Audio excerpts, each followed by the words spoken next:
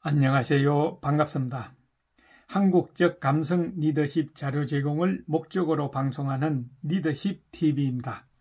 오늘은 2023년 11월 12일 일요일 아침 217번째 시간으로 조선시대 정치인의 고든 지조와 관용에 대해 공유해보면서 요즘 시대의 정치인은 어떤 사람이어야 되는지 생각해보는 시간을 가지겠습니다.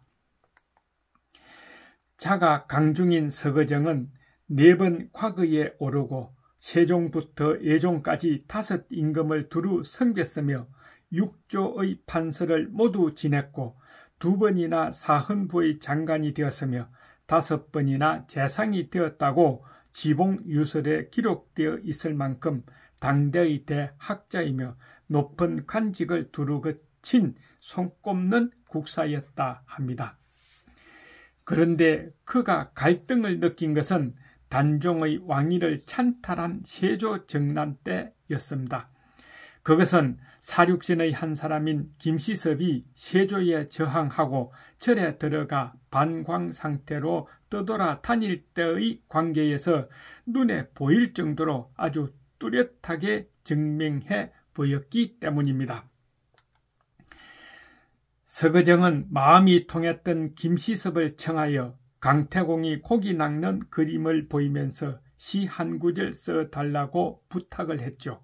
이에 김시섭은 다음과 같은 절구를 지어 써주었습니다.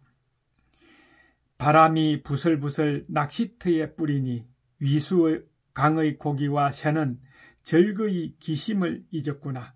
무엇하러 늦게사 매처럼 날뛰는 장수가 되어 백이 숙제를 속절없이 굶주리게 했는가 하는 강태공의 아마 고사를 인용했다 하는 것입니다.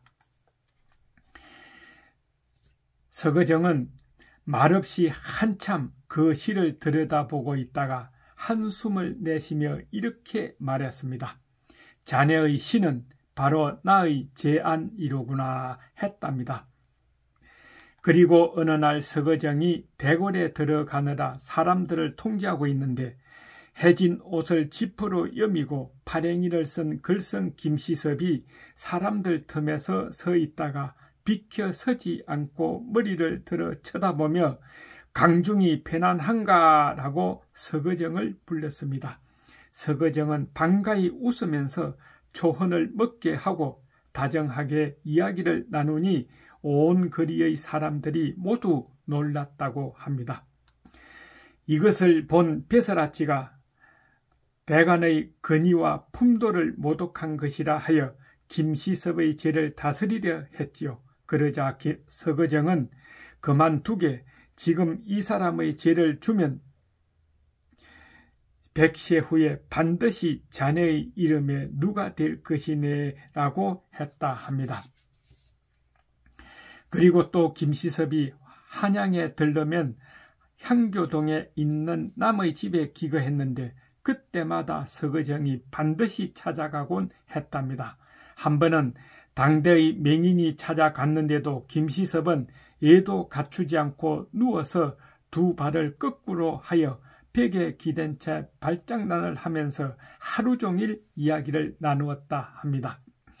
이웃 사람들이 모두 이 꼴을 보고 매월당 김시섭이 서대감에게 예를 갖추지 않고 소홀히 하는 것이 저와 같으니 앞으로는 다시 찾아오지 않을 것이다 했는데 서거정은 수일 후에 다시 찾아왔다라고 월정만필에 기록되어 있답니다.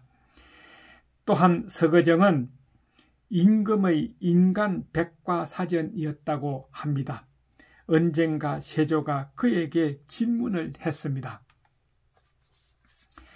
예로부터 임금이 부처에게 절을 해야 하는지 그대는 유학자이니 숨김없이 말하라 하니 이에 서거정은 적석에서 입증을 했습니다.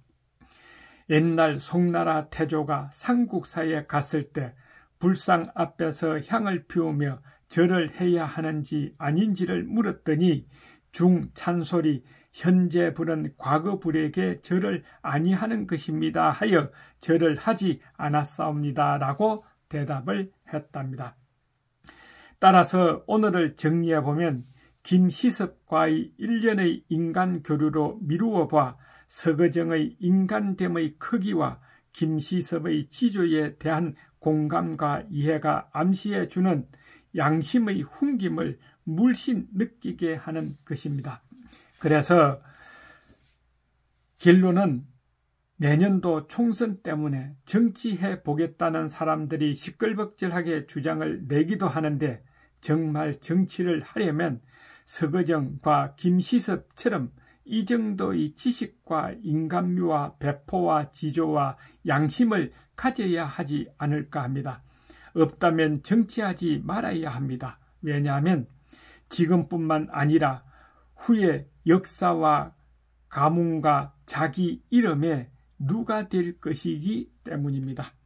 끝까지 시청해 주셔서 감사합니다. 건강하세요. 다음 시간에 뵙겠습니다.